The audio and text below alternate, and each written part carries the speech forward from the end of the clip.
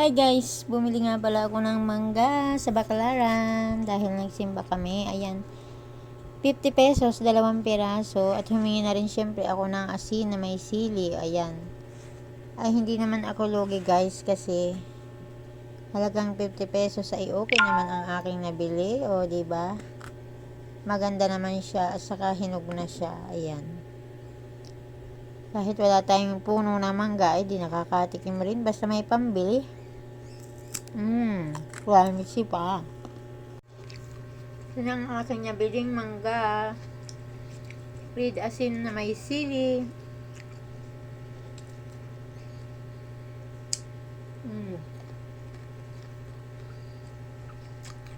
Craving satisfied. Grabe ka mahal guys. 50 pesos, 2 piraso. Siyempre, ika nga kahit mahal, basta makatikim ay bibili. Sarap.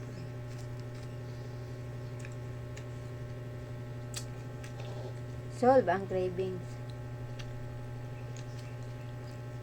Nakakatikim din kahit walang tanim. Tagmangga na naman guys.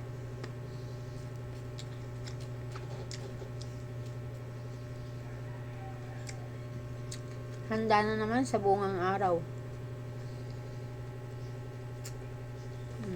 Sarap.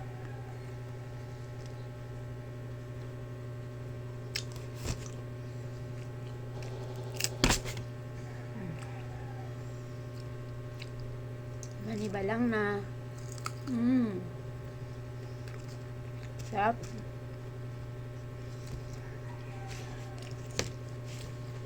Hindi na siya maasim. Ang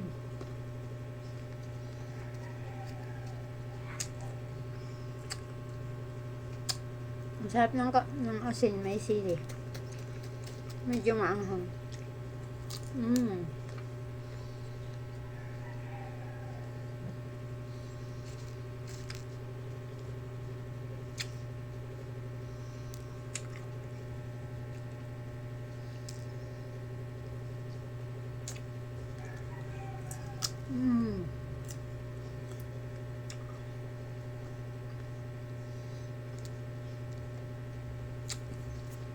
Sa probinsya guys, nangangahulog lang ito. Wala nang pumapansin. Sa sobrang dami ng may puno.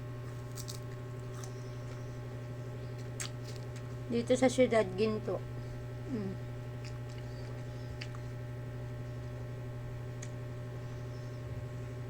Bibili ka talaga.